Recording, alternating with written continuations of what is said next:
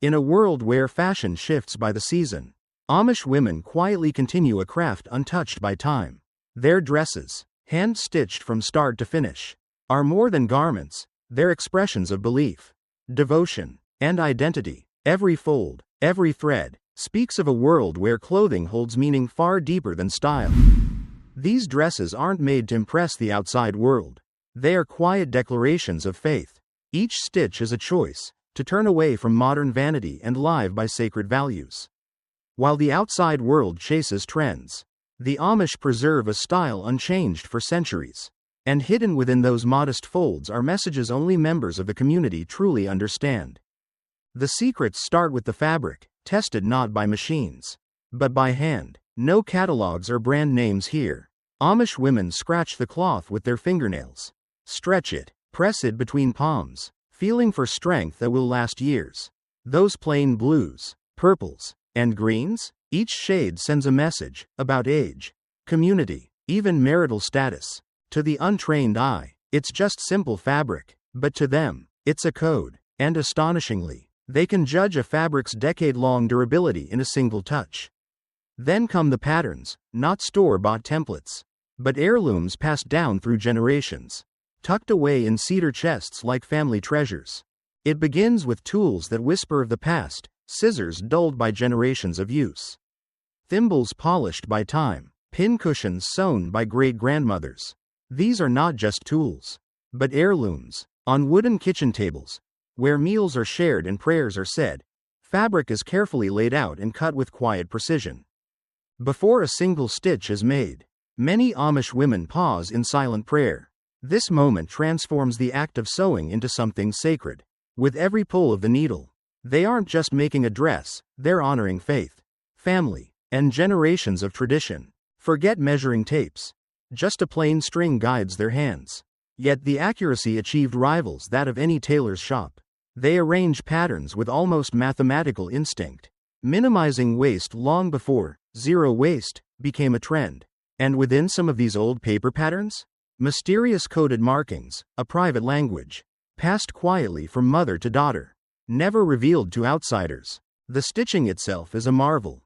Every seam, especially at the shoulders, is formed using a steady running stitch, 8 to 10 tiny stitches per inch. Unlike stiff machine seams, these hand-sewn joints stretch naturally, resisting wear with surprising strength. The neckline, too, is a masterpiece, finished with a delicately shaped facing, whip-stitched with patience and care. One of the most striking features of an Amish dress is the fullness of the skirt, sometimes over 140 inches around. This isn't for style, it's a quiet nod to practicality, offering ease of movement for long days filled with chores, gardening, and tending to children. To create this, women begin with large rectangular panels, 3 or 4, each over 3 feet wide, joined with precise, straight seams using the same running stitch as the bodice. These pieces form a wide fabric tube.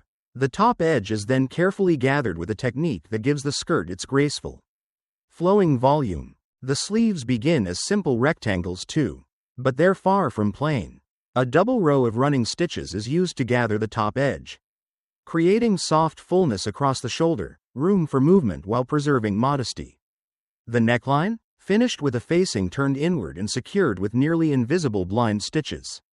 The result is clean, comfortable, and free of irritation. Attaching the sleeves requires strength and skill. A reinforced backstitch holds them firmly in place, resilient enough to endure years of daily labor. The bodice's side seams, however, are left open at first. Only after the skirt is perfectly fitted to the waist are they sewn shut, allowing room for adjustment in the future, as the dress may be worn for many years. That deep hem at the bottom of an Amish dress isn't just for looks, it serves 2 quiet purposes. The extra fabric adds weight, helping the skirt hang neatly, and it leaves room to be let down as a girl grows. In a culture where dresses are meant to last, even the hem reflects thoughtful planning. Instead of bulky seams, a wide double-fold hem is secured with nearly invisible herringbone stitches, a technique passed down through generations. The result? A smooth finish that's strong, elegant, and comfortable enough for all-day wear. Before the skirt is joined to the bodice, 2 careful rows of gathering stitches, just a quarter-inch apart, or pulled to create even fullness. To attach them, Amish women use a stitch most modern seamstresses have never heard of, the fell stitch. It lies flat against the body, yet holds firm through years of use. Then come the final layers. The cape and apron, key parts of the Amish woman's daily uniform. The cape starts as a heart-shaped piece that gently drapes over the shoulders and down to the waist. Its edges are finished with a delicate rolled hem, sewn with near-invisible slip stitches that resist fraying even after countless washes. At the heart of Amish dressmaking lies a quiet mastery, stitches refined over centuries. While the running stitch may seem basic, in skilled Amish hands it becomes a tool of remarkable precision. These garments aren't just beautiful in their simplicity, they're built to endure. Even the apron ties are crafted with purpose. Long strips of fabric are folded over several times, then sewn with reinforced stitching strong enough to handle years of daily use. Their placement isn't random. It shapes the apron's silhouette in a way that reflects modesty and tradition. The apron itself begins as a plain rectangular piece, around 30 inches wide. A waistband is created by folding the fabric over a stiff inner layer for structure. The sides and hem are neatly finished with double folds and running stitches, sturdy, yet elegant in their minimalism. Perhaps most surprising is how the cape is attached, not sewn, but pinned. Straight pins are arranged in a quiet diamond pattern across the shoulders and waist. This not only allows easy removal for washing but also signals a hidden code. The pattern of pinning subtly reveals which Amish community the woman belongs to. One of the most remarkable details? How curved pieces, like sleeves joined to armholes, are sewn. No pins are used. Instead, Amish women rely on fingertip tension alone, guiding the fabric as they stitch to create a flawless, pucker-free curve. It's a technique that takes years of patient practice to master. Every stitch in an Amish dress tells a story of discipline. Using a single strand of thread, never doubled, the needle glides in and out with exacting rhythm.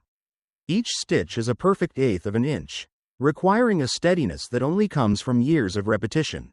Where extra strength is needed, like the waist or sleeve seams, a modified backstitch is used, adding subtle reinforcement without stiffening the fabric.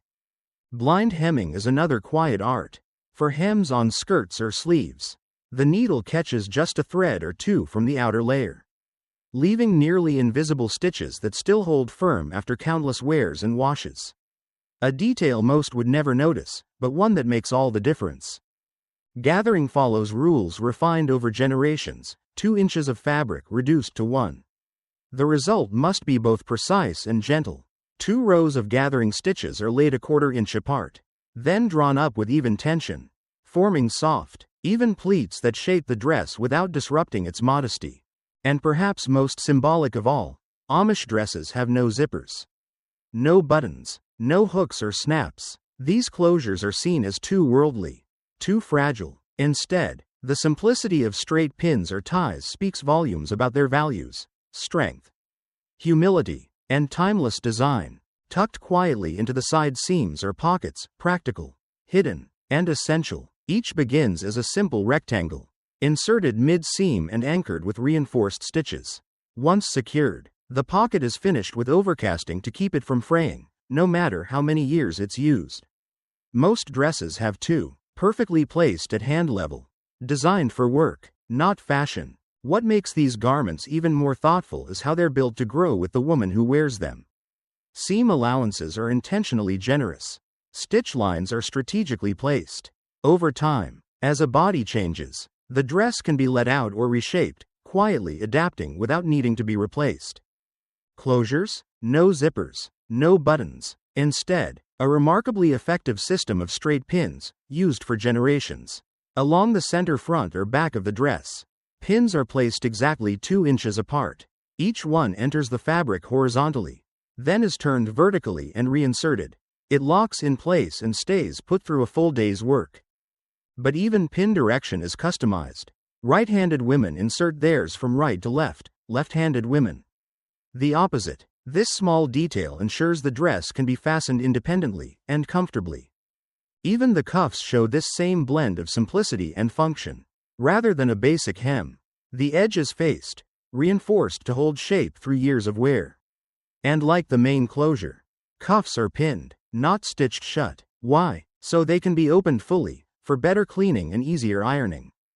The final stage of assembly ties everything together into a perfectly finished garment, each step a testament to skill passed down through generations. Once the bodice and skirt are joined, the side seams are meticulously sealed using the flat felling technique, creating an enclosed seam with no raw edges. This method, now common in high-quality jeans, has been an Amish tradition for centuries.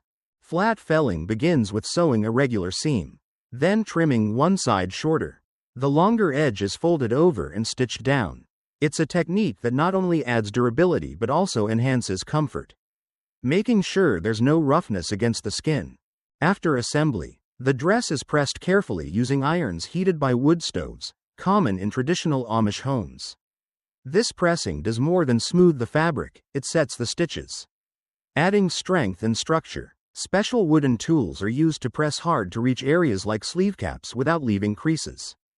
The final step? Reinforcing areas that face the most wear, such as underarms, pocket openings, and waistlines. Additional rows of stitching with heavier thread add strength without disrupting the original design.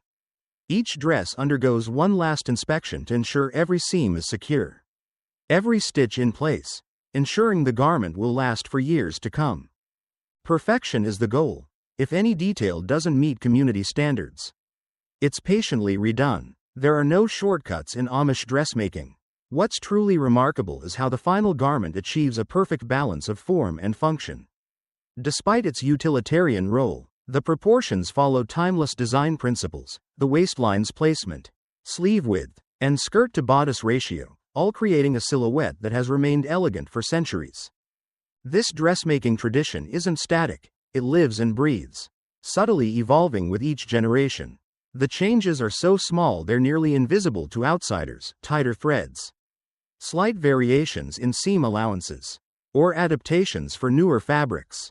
These quiet evolutions reflect how the tradition adapts to the present while staying rooted in its essence. What's fascinating is the passing of knowledge. A grandmother, with hands that have crafted hundreds of garments, will gently guide her granddaughter's first stitches.